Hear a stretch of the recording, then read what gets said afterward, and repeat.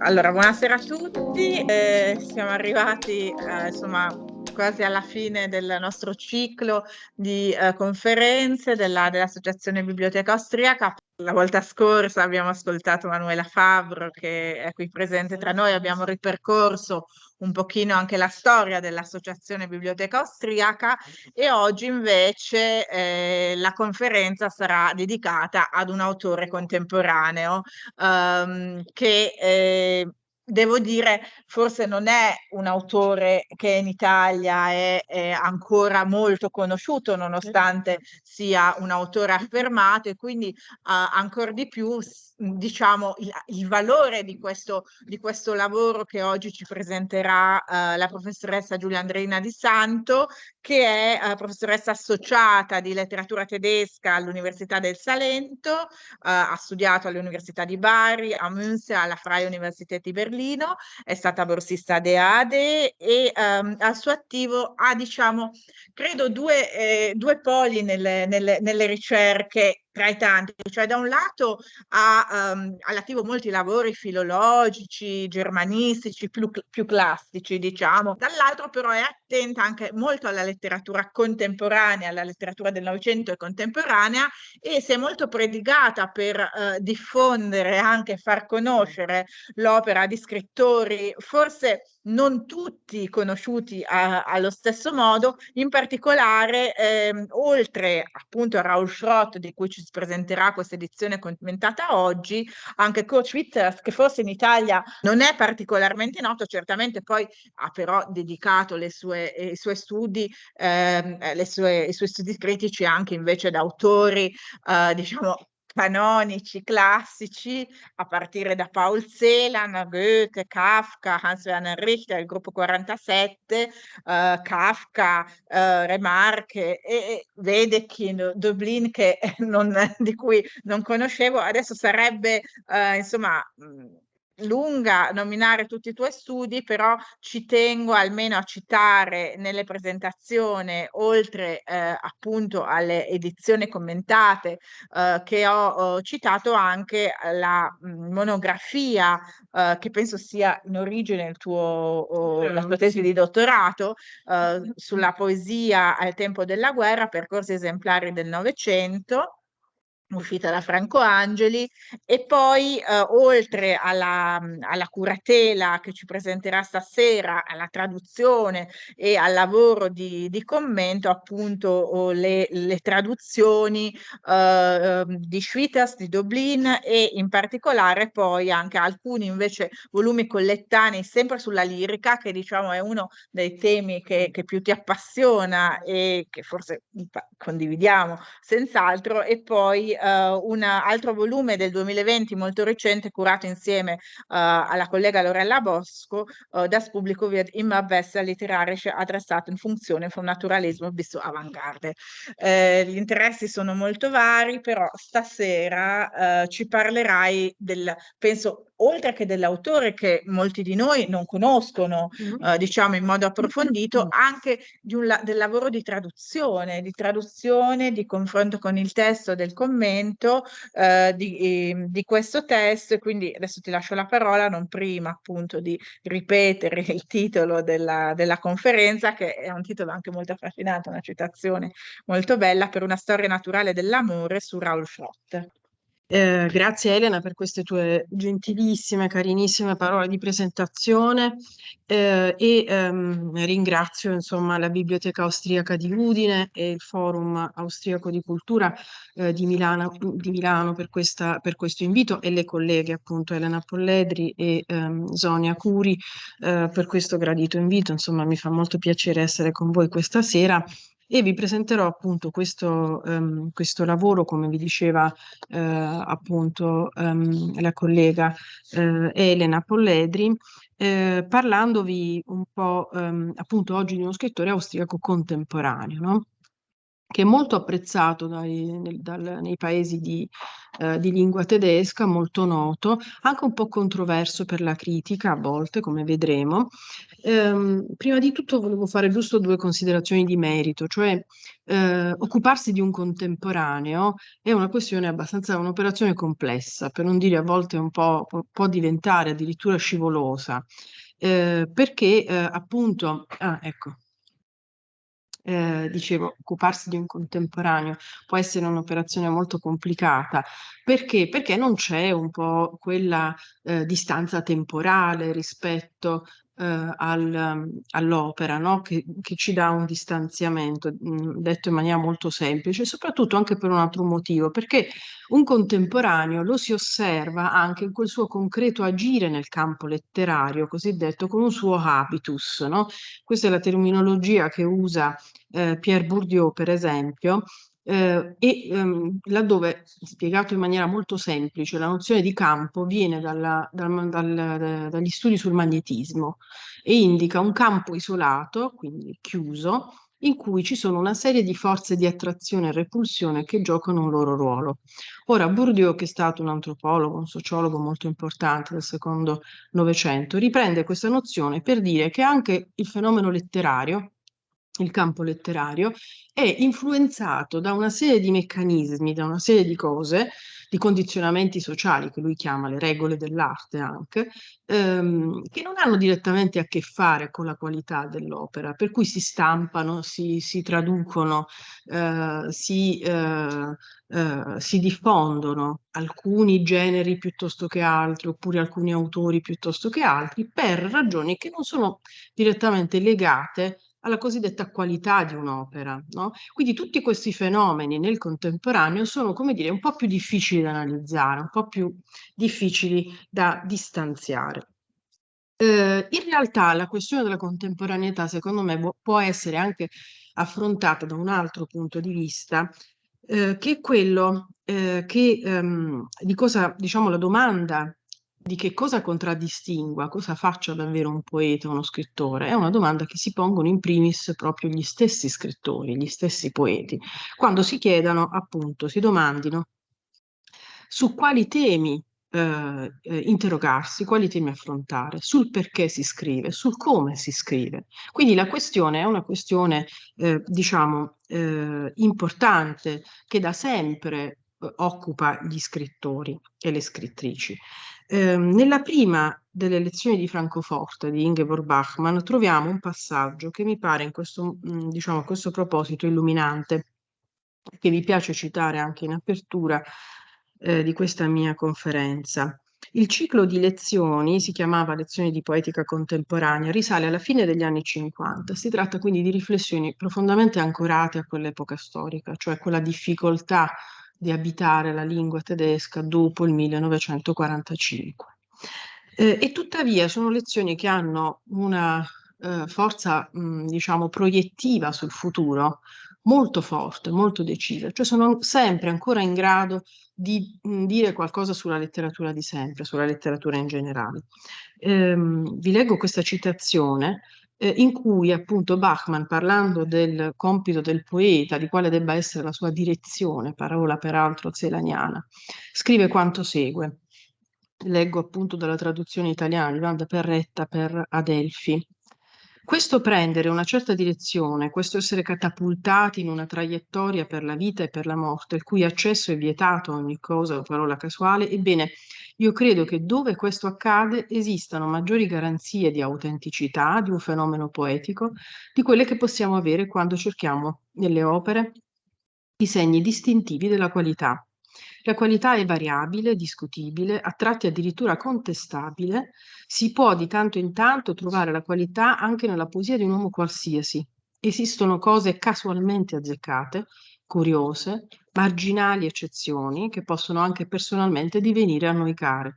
E tuttavia è solo la direzione, il coerente manifestarsi degli stessi problemi, un unico e ripetibile universo di parole, figure e conflitti, ciò che può indurci a riconoscere un poeta come inevitabile. Un unico e ripetibile universo di parole, figure e conflitti, testi è senza dubbio ravvisabile nell'opera ormai ultra trentennale di Raoul Schott, la cui prima siloge poetica risale al 1989. Nasce a Landeck nel 64 e Schott è comunque austriaco, allo stesso tempo cosmopolita. Ha trascorso i primi anni di vita a Tunisi, quindi a contatto con l'arabo e il francese. Ha studiato a Innsbruck, a Norwich, negli anni in cui vi insegnava Sebald, poi a Parigi, dove è divenuto il segretario personale di Philippe Soupault, e si è dedicato allo studio del dadaismo, tema sul quale si è dottorato e poi in uno spettro più ampio anche abilitato. Quindi ha vissuto a lungo in Irlanda, ha una connotazione biografica internazionale e che si rispecchia evidentemente nell'opera. È un poeta, un romanziere, un saggista. Come studioso di comparatistica tiene lezioni di poetica in alcune sedi universitarie dei paesi di lingua tedesca, per cui è il miglior commentatore della sua opera. Ed è molto apprezzato anche come traduttore da molte lingue in tedesco. È uno scrittore quindi che unisce nelle sue opere saperi diversi, modalità di scrittura diverse, che sono legate appunto a queste sue diversificate attitudini. E dialoga fruttuosamente con le scienze. Importante, per esempio, nella sua opera questo interesse per le culture e letterature antiche, di cui c'è continua rivivificazione proprio attraverso le traduzioni. Come traduttore, per esempio, ha restituito in una nuova veste al pubblico tedesco il Gilgamesh, quindi questa l'epopea mesopotamica, l'Iliade di Omero, più di recente i grandi drammi di Euripide. Fra le opere più importanti vorrei nominarne solo alcune a mo' di esempio. Diviene noto certamente con la raccolta di Erfindung der Poesie, Gedichte aus den ersten 4000 Jahren, appunto l'invenzione della poesia, poesie dai primi 4000 anni, del 1998, in cui ricostruisce per l'appunto la nascita della poesia dai Sumeri al XIV secolo d.C. attraverso dei testi che vengono restituiti tutti in traduzione tedesca. L'interrogativo su quale sia l'origine della poesia e su come nasca un componimento poetico resta un tema costante nella sua opera e nella sua riflessione poetologica. Molto scalpore ha suscitato poi nel 2008 quest'altra opera che si chiama il saggio Homers Heimat, Der Kampf um Troja und seine realen Hintergründe, la patria di Omero, la guerra di Troia e i suoi reali retroscena, in cui di fatto metteva in dubbio le tesi dell'archeologo Heinrich Schliemann e collocava la Troia descritta da Omero in Cilicia, oggi in Turchia. Lo stesso Omero, di cui non abbiamo fonti certe in realtà, sarebbe stato uno scrittore di origine assira. Una tesi quanto mai eclatante perché di fatto affermava che la fondazione culturale e letteraria della civiltà occidentale, che noi da sempre identifichiamo con la Grecia antica, affonderebbe in realtà le sue radici in una concreta ricezione di un sapere orientale. Nel 2011 ha curato assieme al neuroscienziato Arthur Jacobs il saggio Gehirn und Gedicht, wie wir unsere Wirklichkeiten konstruieren, cioè cervello e poesia, come costruiamo le nostre realtà, in cui i due autori si interrogano sul funzionamento neurologico delle similitudini, delle metafore, cioè di tutto quell'incanto di poesia, incanto stilistico, incanto di suggestione, di cui si serve appunto la poesia e la letteratura. E attualmente lavora a un progetto mastodontico sulle costellazioni celesti, che confluirà appunto in un Atlante, sulle costellazioni celesti, così come concepite da diverse popolazioni nel corso della storia dell'umanità. Quindi questo brevissimo excursus, che non ha nessuna pretesa di completezza rispetto ad una produzione che è molto ampia, vi dà comunque l'idea di quanto ampi siano gli interessi, no, di questo scrittore. In molte sue opere, come Il deserto di Lop, su cui mi concentrerò oggi maggiormente, troviamo delle storie di appassionati viaggiatori che vorrebbero abbracciare la conoscenza, cartografarla in formule poetiche. Queste cartografie letterarie tentano di restituirci oggi, con un'attenzione appunto quasi archeologica, le storie dei mutevoli paesaggi della nostra natura, laddove con nostra natura intendo questa espressione nella duplice accezione di natura che ci circonda, ma anche della nostra natura umana, perché proprio questa sovrapposizione tra umano e natura è ciò che contraddistingue alcune opere, non solo questa, ma alcune opere di Schrott. Quindi la sua è una letteratura che muove dalla conoscenza, è ubicata quanto mai nello spazio della Weltliteratur, perché si ispira, soprattutto perché si ispira a quei valori di universalismo, cosmopolitismo e umanesimo che costituirono pochi secoli fa l'avvio nel pensiero goetheano del concetto di Weltliteratur, prima che questo concetto, subito dopo la morte di Goethe, divenisse appunto sinonimo anche di canone letterario, venisse legato al discorso sul canone. In una storia letteraria austriaca, poi tipicamente, cioè appunto dedicata all'Austria, Österreichische Literatur seit 1945, Klaus Zeiringer parla di Schrott come di un autore poco concentrato su se stesso e sull'Austria, cioè un autore che non rientrerebbe in quell'immagine di isolamento, di concentrazione sulla Heimat, che spesso ha accompagnato gli autori canonici della letteratura austriaca. Ora, su questi due punti io vorrei specificare qualcosa, perché l'opera di Schrott è mossa da un sincero interesse per la conoscenza in generale, per cui tenta di includere davvero senza ritrosie un sapere scientifico, per esempio, mettendo in secondo piano l'indagine meramente introspettiva. Egli stesso più volte ha dichiarato scherzosamente che preferisce scrivere del mondo piuttosto che del proprio ombelico. E in un saggio polemico che si chiama Pamphlet, Vita di Modische Dichtung, si scaglia un po' contro questa autoreferenzialità di certa poesia contemporanea. Quindi, che significa che il coinvolgimento del dato biografico, che pure c'è, è possibile però laddove quel dato biografico diventi un simbolo della condizione umana. Ehm, il riferimento, la letteratura, scrive per esempio in questo pamphlet, è tutt'al più ein gelebter Humanismus, cioè un umanesimo vissuto, un simbolo, no? Quindi, come dimostra per esempio questa ricorrente tematica del viaggio, che è spesso metafora, insomma, dell'esistenza umana, anche di una ricerca sul senso della vita, anche attraverso la scrittura, questa indagine si proietta proprio sul senso dell'esistenza umana nel mondo, per esempio sui temi dell'inizio e della fine. E questo tipo di focalizzazione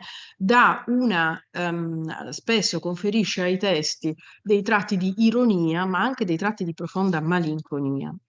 Sull'austriacità poi dell'opera andrebbe detto che certo troviamo nelle sue opere i più diversi luoghi della terra, che l'opera attinge molto a una letteratura anche come fonti, in qualche modo, come ispirazione, trae ispirazione da una letteratura del mondo più che da una letteratura di lingua tedesca, forse, perché proprio in virtù di questo rapporto franco con le lingue straniere, antiche e moderne. Però non va neanche dimenticato che la sua letteratura poi concretamente si realizza nel tedesco e nel tedesco austriaco. Per cui c'è un interessante meccanismo di rinnovamento di immagini poetabili, di termini, quasi fosse un po' una scrittura che viene da oltre confine, pur restando a casa sua nella lingua. Vorrei ricordare, per esempio, che uno dei primi riferimenti letterari di Schrott è il poeta austriaco Haze Atman, per esempio. Quindi, e poi che l'internazionalità delle provenienze sia poi una connotazione tipica della letteratura austriaca, mi pare, insomma, un fatto acclarato. Proprio Hartmann è tra i primi a designarlo ein gelehrter Poet, cioè un poeta doctus, come spesso lo si appella in virtù di questo suo interesse per il sapere, per le lingue, per le scienze. In realtà di poeta doctus si è parlato negli ultimi decenni per molti esponenti del panorama letterario di lingua tedesca che hanno mostrato, almeno dagli anni 90 del Novecento, un grande interesse per il discorso scientifico, soprattutto per la meccanica quantistica e per l'ottica. Penso appunto non solo a Schrott, ma anche a Thomas Kling, Franz Josef Cernin, Duas Grünbein, a cui a volte viene anche paragonato, Ulrike Dresner, Barbara Köhler, eccetera. Per ognuno di questi autori bisognerebbe fare di distinguo.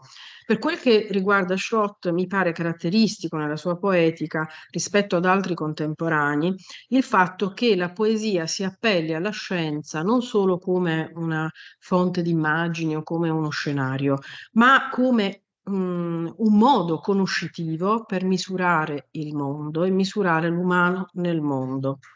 Nel caso di Sciotto, quello tra poesia e scienza è un tentativo di dialogo che mira in qualche modo a umanizzare un po' l'indifferenza dell'universo che ci circonda. E questo dialogo si serve soprattutto di metafore, a cui ricorrono tanto la poesia quanto la scienza per spiegarci dei fenomeni incomprensibili, apparentemente incomprensibili, fenomeni complessi.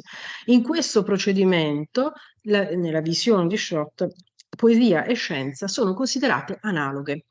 E quindi attraverso le metafore la poesia funziona come una sorta di strumento conoscitivo. No? Lui dice, cito, la poesia diventa la più precisa macchina epistemologica che esista. Ora, come questo titolo, no? Storia naturale dell'amore, porre sullo stesso piano due cose così diverse come la storia naturale, no? La natura, la fisica della materia e dall'altro un sentimento, l'amore, probabilmente una delle più irrazionali delle vicissitudini umane, può sembrare un ossimoro, per non dire un paradosso, però è proprio da questo appaiamento, accostamento tra ambiti apparentemente inconiugabili che viene fuori anche una scrittura capace di suggestionare, capace di lasciare una traccia, di dire qualcosa di nuovo, di interessante, di aprire un varco prospettico anche sul mondo. Ed è questo quello che lui fa poi in questa novella di Wüste Loppnor, appunto, in cui attraverso i viaggi reali e sentimentali del protagonista, che si chiama Raoul Loupé, per i deserti del mondo, si racconta appunto una Naturgeschichte di Liebe, una storia naturale dell'amore. Vi ricordo che storia naturale significa a grandi linee, designa storicamente quell'insieme delle discipline scientifiche che riguardano la nascita e lo sviluppo della Terra, quindi la biologia, la fisica, l'ecologia, l'archeologia, la meteorologia, no?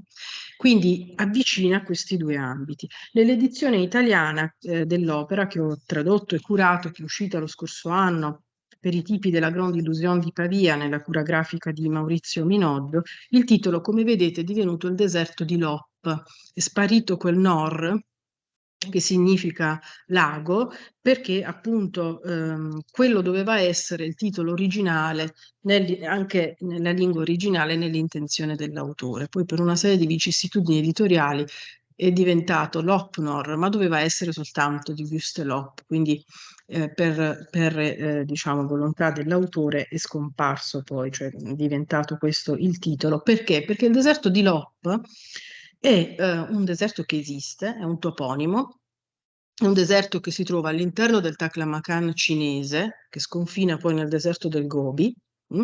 Però allo stesso tempo, come vedremo, questa parola Lop fa riferimento al nome del protagonista, Lupé, e quindi questo deserto è un luogo, ma è anche un po' il suo deserto interiore, un deserto tutto umano, esistenziale. Quindi il nome crea questo collegamento. Ora, il deserto di Lop, come vedete anche qui, no, in questa pagina centrale, è un racconto che ha una forma molto particolare, cioè un po' a metà tra poesia e prosa. Il racconto è composto di 101 capitoli di diversa lunghezza, dove le frasi spesso si interrompono con un'inarcatura, vedete, che è molto simile a quella della poesia. Anche se non proprio di poesia si tratta, perché Schott, per esempio, è uno di quei poeti che utilizza una forma metrica regolare, quindi diciamo, le sue poesie sono contraddistinte anche da un metodo molto particolare, che qui evidentemente non c'è, però c'è un gioco appunto tra il registro della prosa e quello della poesia. E anche tante volte una scrittura allineata a sinistra che imita un taccuino di viaggio e che si richiama, per esempio, esplicitamente anche ad alcune forme della scrittura odeporica, per esempio l'itinerarium medievale. Si cita più volte nel testo l'itinerario di Odorico da Pordenone, che era stato nel 300 fino in Cina, fino al deserto di Lop. Questo anche come è un richiamo essenziale, perché? Perché si dice che i luoghi, un po' come i luoghi continuano a narrare la loro storia e quando noi li ripercorriamo sempre sulle orme di qualcun altro. no, di chi ci è andato prima, in qualche modo anche nel loro essere molto diversi rispetto al passato, continuano a testimoniare la loro storia. Quindi il racconto ha una scrittura molto evocativa, dove delle metafore appunto molto suggestive collegano fenomeni di natura a questioni esistenziali. A volte ci sono anche addirittura dei passaggi quasi aforistici che viene voglia di rileggere, che lasciano una sorta di eco, un po' come i fenomeni sonori di cui poi nel libro si parla. Il protagonista del racconto si chiama Raoul Loupé, è un francese di origini ebraiche ed è un appassionato collezionista di sabbie. Persegue quindi una sua ragione, una sua ossessione conoscitiva, cioè cerca di adattare la sua vita per viaggiare appunto alla volta dei deserti del mondo all'inseguimento di questi mutevolissimi spazi sabbiosi che cambiano continuamente, perché vorrebbe esperire il canto delle dune. Questo è un mare di dune, vedete che bella questa espressione, no? Come si vede dall'alto, il mare delle dune. Che cosa sono queste dune canterine? Le dune canterine si chiamano effettivamente così, non è un termine poetico, è un termine fisico, un termine che si usa anche insomma, comunemente. Sono delle dune, cioè sono delle dune da cui viene fuori una particolare sonorità.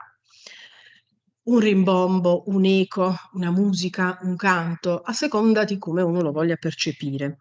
E questa sonorità si genera in alcune condizioni fisiche. Qui ci sono, vedete, per esempio, i meccanismi per cui i granelli si spostano le dune. Uno non ci pensa, ma in realtà la topografia del deserto cambia continuamente, no? E qui si vede anche, no, come si spostano. Il lato anteriore è sempre quello controvento, no? A seconda appunto di come tira il vento, eccetera. C'è un paesaggio continuamente dinamico, un paesaggio mobile. E qui vedete invece una duna increspata che raggiunge un equilibrio in attesa poi del successivo smottamento.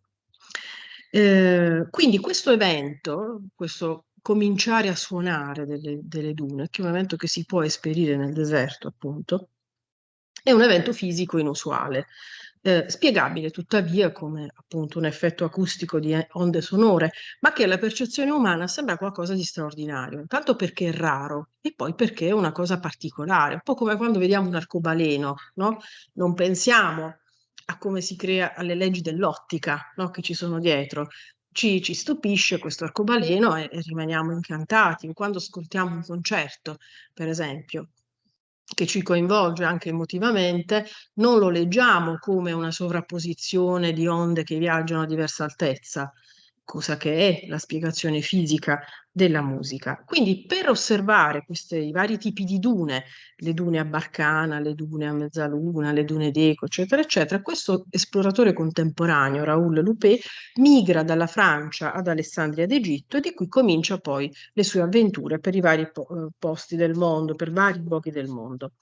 Per comprendere scientificamente quindi come nasca la sonorità delle dune, che è appunto un accadimento che all'essere umano appare un evento magico, però che lui vuole comprendere in termini razionali, Raoul incontra al Cairo un accademico ungherese, Torok, da cui è spesso invitato a cena, e con lui si interroga sulle condizioni fisiche che fanno venire fuori questa sorta di musica della terra.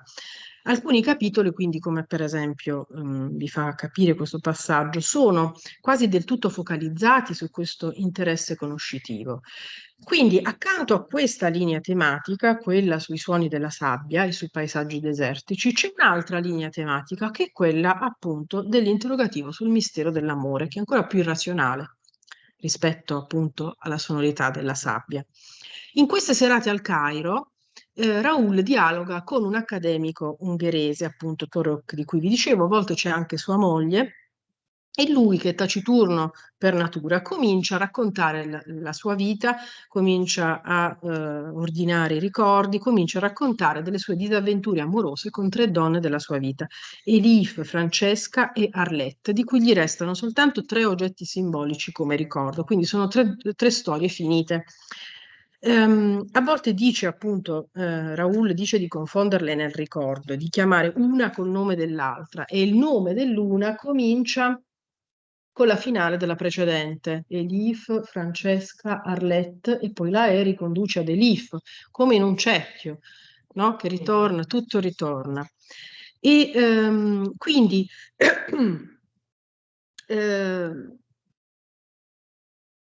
un po' simboleggiare, no? Come dice qui, nulla giace nel passato e di rado qualcosa dipende da esso. Tutto va via, tutto ritorna nelle esperienze umane, nel segno di una circolarità che è una delle figure principali anche del racconto, come vediamo per esempio anche in quest'altro passaggio.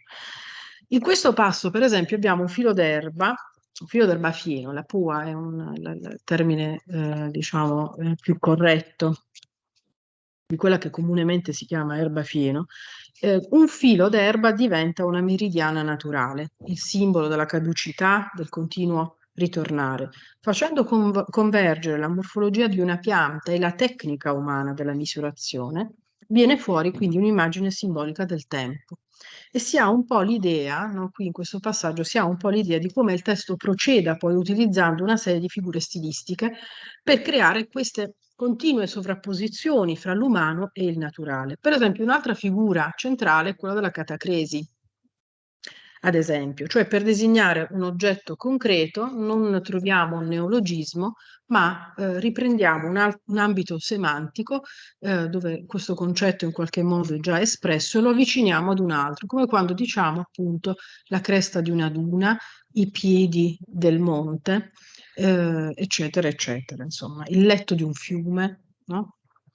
E quindi in questa maniera si creano appunto questi accostamenti. Naturalmente il simbolo primario della stratificazione è proprio il deserto, perché il deserto è un territorio stratificato che nella sua struttura geologica racconta appunto la lunga storia di una natura che ha accolto e ha disperso le tracce della storia umana. E altrove, per esempio, Short si riferisce al deserto del Sahara come, cito, un palinsesto continuamente rimestato dal vento, disegnato dai fiumi, dipinto dai mari, in cui consistono gli annali dei mondi passati. Il deserto evocato in questo libro non corrisponde a uno stereotipo occidentale alla Karl May durch die Wüste, per intenderci, cioè afa, sabbia gialla, cactus, cammelli. Neanche la prospettiva del viaggiatore occidentale, che ritroviamo persino alla fine anche nelle voci di Marrakesh di Elias Canetti, che è uno scrittore di origini ebraico-sefardite. Anche lì c'è un ritorno di stereotipi occidentali. Qui c'è un'idea di deserto diversa, nel senso che i deserti di cui si parla sono anche i deserti freddi. Lo stesso deserto di Lop, come vedete in questa rappresentazione, era un'antica palude e il deserto quindi è un luogo di incrocio fra Oriente e Occidente, un luogo antichissimo che ritorna più volte nella produzione di questo autore. In una delle scene iniziali del Colossal Lawrence d'Arabia, non so se l'avete visto, insomma, è stato uno dei primi film, così, diciamo, in cui in maniera magnifica, per la tecnica, insomma, all'epoca era difficile, insomma, avere queste riprese così ampie del deserto. Quindi in questo Colossal si rappresenta proprio questo contrasto tra l'Occidente, la visione occidentale, e Lawrence che invece a un certo punto si sente molto vicino alla cultura araba e vuole partire a tutti i costi per il deserto. All'inizio il signor Dryden dice appunto a Lawrence in partenza per il deserto, solo due tipi di esseri si trovano bene nel deserto, i beduini e gli dei. Per tutti gli altri esso non è altro che una spaventosa fornace. Questo era effettivamente nell'immaginario occidentale, questo è spesso il deserto per secoli, insomma un luogo di morte, no? Un luogo in cui, uno spazio di desolazione, in cui l'uomo si trova confrontato con i limiti della vita organica. E quindi il deserto si è a lungo collegato esteticamente ad un'estetica del disgusto, dell'apatia, dell'angoscia, della solitudine assoluta. In questo caso abbiamo invece una concezione anche molto diversa, che va oltre questa tematizzazione del contrasto Oriente-Occidente. Se pensate un po' a quello che vi ho detto prima, anche sulla lettura di Omero, no? È chiaro che Schlott compia a monte una decentralizzazione verso Oriente della cultura occidentale, non c'è questo contrasto tipico, appunto, questa tipica rappresentazione del deserto occidentale. Altrove, per esempio, egli sottolinea il ruolo che gli eremiti e i padri del deserto hanno avuto nella diffusione dell'uso della rima, per esempio, in Europa. Per cui il deserto è per lui un luogo in cui hanno avuto luogo le civiltà, le religioni e quindi anche il luogo della poesia.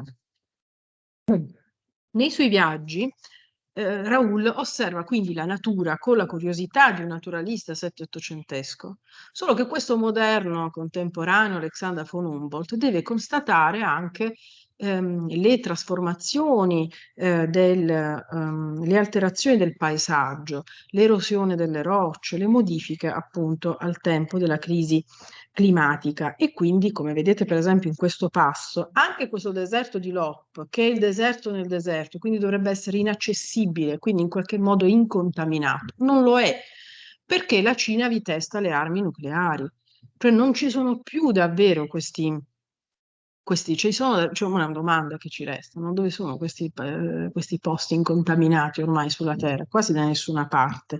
I luoghi attraversati, quindi in questo racconto, sono moltissimi. C'è il deserto libico, il Sinai, il Sahara, eccetera. Però c'è anche l'America del Nord, c'è la rarità del deserto fiorito in Cile, nella valle di Copiapó, di cui parla anche Darwin nel diario di un naturalista giramondo, c'è il Giappone, c'è l'Italia con Cala Violina, no? Dove anche dovrebbe risuonare la sabbia. Quindi tutti i luoghi che sono nominati nel testo sono luoghi reali, cioè la posizione dello scrittore di fronte a questi luoghi è quella di chi non rinuncia a leggere le tracce del passato nelle forme presenti del territorio. Per cui se c'è molto lavoro di studio e di ricerca a monte, no, prima della poetizzazione dei luoghi, c'è anche la necessità di esperire questi luoghi for art, cioè di stare lì sul posto per scriverne. E quindi a conferma di questo legame con i luoghi, il testo è corredato da alcune cartine che ci sono alla fine, in cui, come vedete, sono indicate anche delle piccole clessidre. Le clessidre si trovano in corrispondenza dei luoghi in cui si sente suonare, ovvero si sentiva, si sente, e il grande interrogativo è: si sentirà domani suonare la sabbia, no? Per molti di questi luoghi si dice, per esempio anche Calaviolino, il Giappone, si dice è ormai solo un racconto, di fatto è difficile sentire, non si sente più. E quindi resta questo interrogativo: cosa udiremo in futuro di questa terra? Come la sentiremo? Continueremo a sentire come la sentiamo oggi oppure no? Quindi i territori che possiamo osservare oggi in un ipotetico viaggio per il mondo sono in maniera minore o maggiore degli artefatti. È comunque il risultato di una stratificazione di modifiche e di storie. Questo principio della stratificazione è un principio base della ricerca geologica già dal XVII secolo. Poi la teoria del testo la riprende con l'idea appunto del palinsesto, da Borges a Derrida, Genet, eccetera.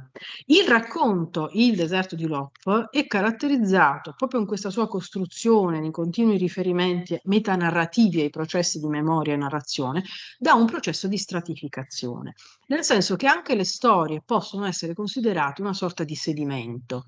Sono frammenti di storie tramandate, riraccontate, tradotte, che mutano nel passaggio di bocca in bocca.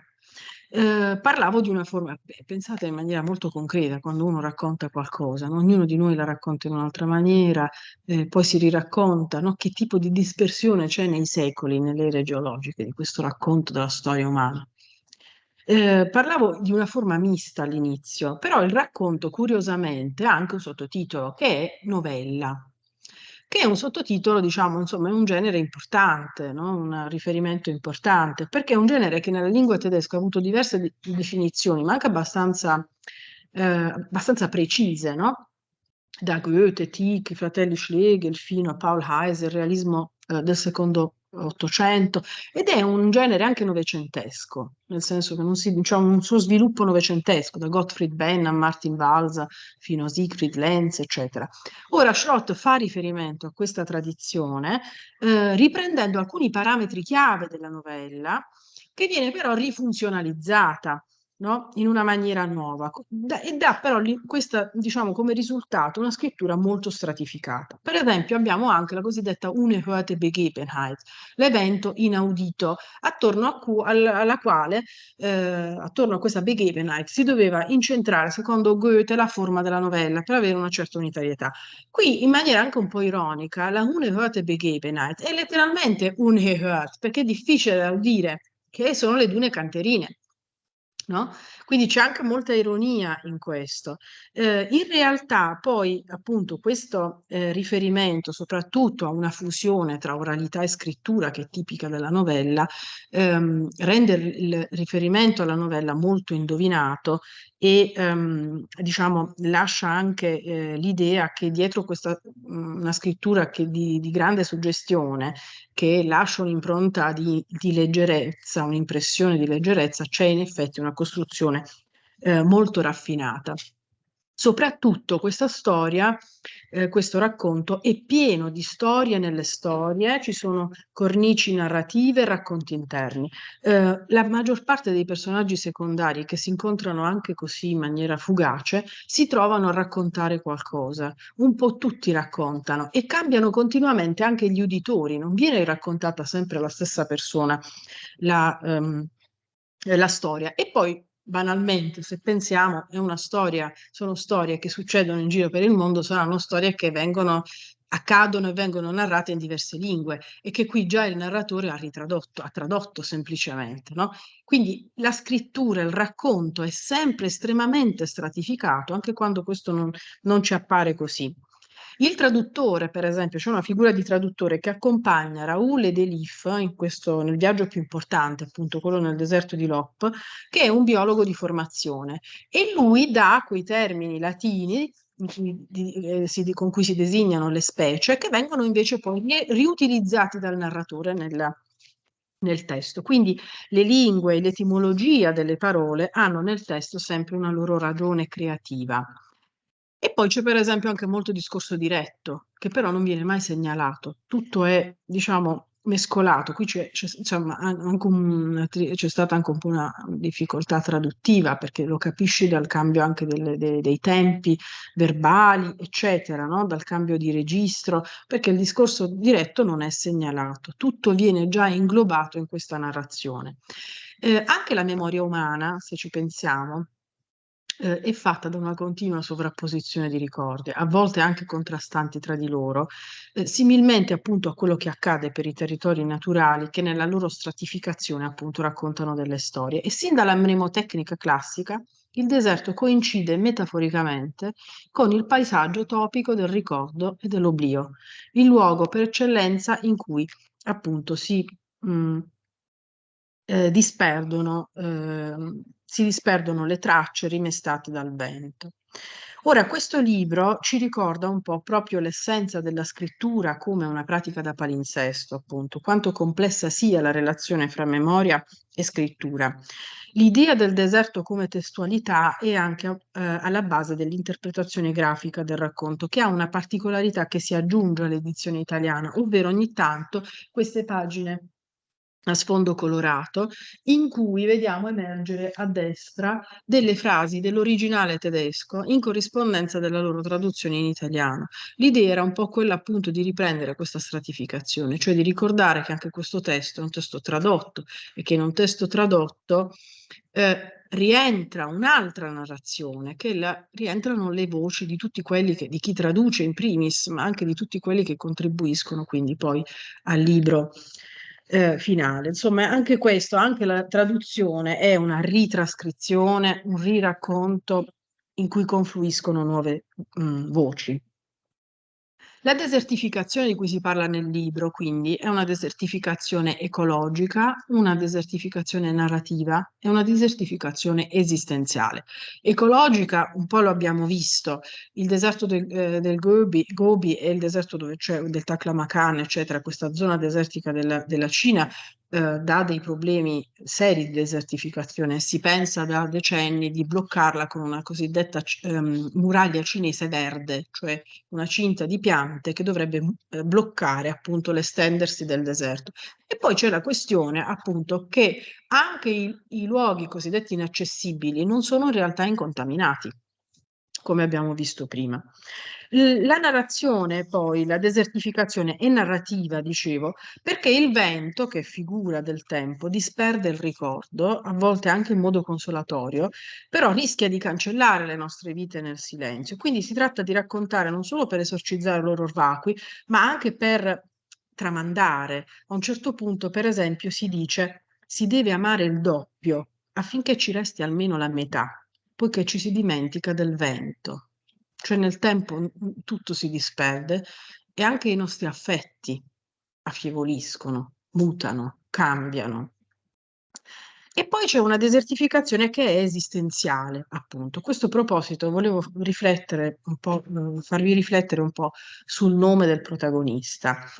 Intanto Raoul, qui c'è un gioco di identificazione naturalmente con l'autore perché è lo stesso nome di battesimo, anche se anche qui nella sonorità, per la verità, ci sarebbe una differenza, perché il nome dell'autore si pronuncia Raoul, mentre il protagonista, che è francese, si dovrebbe pronunciare Raoul, quindi si scrive in maniera identica, ma si pronuncia in maniera diversa. Identico, identico non è. In ogni caso, qui c'è appunto una costruzione, anche un po', credo anche un divertimento da parte dell'autore, perché diciamo gioca un po' a far identificare il lettore, a far credere al lettore che si tratti di una storia autobiografica, ma poi in realtà non lo è davvero. Ci sono alcune, persino alcune storie letterarie hanno dato seguito all'idea che Raoul Schott sia nato in un'imbarcazione in mezzo al mare alle coste, al largo delle coste brasiliane, no? Al largo di San Paolo. Eh, nota proverbiale questa sua passione per i viaggi, per il deserto, eccetera, per cui si tende a pensare che si tratti di una storia autobiografica. Poi però si dice allo stesso tempo di Raoul che non è molto abile con le parole, non sa, ha difficoltà anche a gestire i rapporti con le figure femminili, a fare un complimento, figuriamoci a scrivere, quindi non è lo scrittore, no?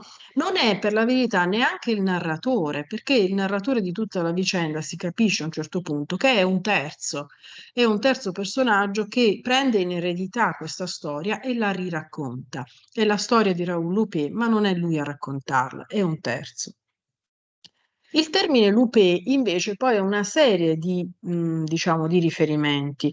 Essendo appunto francese, è lecito fare riferimento anche a questa, diciamo, quest'area linguistica, dove Loupé, per esempio, significa mandare a rotoli, sciupare occasioni. Quel che manda a rotoli, Raoul, è appunto la propria vita sentimentale, perché ha un'altra passione, e quella passione preminente diventa per lui appunto un'ossessione. Poi è un lupo solitario, Ramingo, no? C'è anche questa idea del loop, della continua, no? Dell'andare sempre in cerchio, della continua ossessione. E poi anche l'idea della loop, cioè questa lente di ingrandimento, che è simbolo dell'osservazione scientifica, che fa apparire grandi come i pianeti i singoli granelli di sabbia. Qui abbiamo, no, un interessantissimo ribaltamento di prospettive, per cui non ci basta un granello per avere una consapevolezza del mondo. Se io guardo un granello al microscopio, questo granello sembra grande come un pianeta, quindi è il granello a simbolo dell'universo, come per esempio recita questo bellissimo passaggio di una poesia di William Blake che viene citata anche a margine, in qualche modo citata a margine in un capitolo. Appunto, vedere il mondo in un granello di sabbia, il paradiso in un fiore selvatico, tenere l'infinito nel palmo di una mano e l'eternità in un'ora. A ben vedere, quindi, l'altro riferimento del nome, scusate, sono andata avanti anziché indietro. L'altro riferimento del nome è naturalmente l'Op, no? L'Op, come vedete, che è il toponimo, è fatto da tre lettere, che sono le tre lettere che sono già contenute nel nome Lupé. Quindi anche questo è una sorta di sedimento, no? In qualche modo del nome. Per cui il deserto di cui si parla nel testo è un riferimento geografico, ma anche un deserto esistenziale, il culmine appunto di un viaggio introspettivo come il più classico dei camminamenti romantici. E ci sono molti riferimenti al romanticismo tedesco e inglese in questo libro, che è anche pieno di azzurro, per esempio, fa riferimento alle Alpeolie, cita Blake, Coleridge e altri. Vedere il mondo in un granello di sabbia, appunto, e questo cambio prospettico immortalato da questi versi di William Blake. Ora, che cosa fa Schrott quindi in questo testo? Nel rimbalzo poetico continuo tra l'individuale e l'universale, la narrazione prosegue secondo due linee ritmiche che vanno, diciamo, proseguono in modo parallelo. Da un lato c'è una linea macrotemporale, che è quella della storia della Terra, una storia di cui noi abbiamo fatto parte in minima misura, perché per molti secoli l'essere umano non c'era proprio. E poi c'è la linea invece del microtempo della storia individuale di ognuno di noi, all'interno della storia individuale di un innamoramento o addirittura di una singola percezione. Quindi è evidente che questi due tempi sembrano incomparabili, no? Eppure che cosa fa? Si mettono sullo stesso piano due entità non rapportabili, la fisica della materia e il sentimento umano, secondo un interesse che era in realtà stato perseguito anche già dai poeti metafisici inglesi del Seicento, John Donne ed altri, no? Il sentimento d'amore e la fisica della materia. E ci si chiede continuamente se questi due ritmi possono in qualche modo essere armonizzati, cioè se si possono in qualche modo incontrare. Una sorta di incontro sembra essere possibile quando la bellezza coglie le percezioni umane e in in quel momento si apre una sorta di varco, no? Nella nostra vita finita, nell'attimo della percezione, si apre come un varco che però, come in questo verso di Blake, un attimo che sa di eterno. E quindi in quel momento, di fronte all'esperienza della bellezza, all'esperienza del sublime, possiamo in qualche modo avere quella che Georg Simmel chiamava il sentimento della connessione elementare con il tutto, no? Secondo me Schrott cerca soprattutto nello stile l'equilibrio fra questi due ritmi e a mediare tra scienza e sentimento, tra i suoni della sabbia e l'amore, soprattutto questo tertium comparationis che mette in campo la metafora. Cioè concretamente come funziona? Il sentimento d'amore ha un simbolo che è il cuore, che è fisico. Il cuore ha un battito che è una musica, che è un ritmo naturale, esattamente come il ritmo della sabbia. Ed ecco che questi due piani non sono più così diversi, sono collegati e quindi posso poetizzarli insieme. La resa più simbolica di questa corrispondenza tra amore e natura la troviamo nel testo in una fiaba orientale che è narrata come un racconto interno in due versioni e che descrive la nascita di un paesaggio molto particolare vicino alle grotte di Mogoa. Siamo ad Dunhuang, in Cina, dove un lago a forma di mezzaluna cinge un villaggio ai piedi di una duna di sabbia, come fosse un abbraccio tra due innamorati infelici che non hanno avuto modo in vita di vivere il loro amore. E questa storia parla di come dalle lacrime della fanciulla si formi un lago e questo lago va a cingere la duna di sabbia sotto la quale si sente continuamente questo suono della sabbia che è il battito del cuore di lui. In virtù quindi di questo ricorso alla metafora, Schrott valuta appunto come analoghe la scienza e la poesia, perché per entrambe si tratta di confrontarsi con tutto ciò che resiste al linguaggio. In questa maniera, appunto, questo racconto diventa una perfetta miniatura dell'esistenza umana nel mondo, una storia naturale dell'amore, appunto. Grazie, io avrei concluso. Grazie molto per l'attenzione.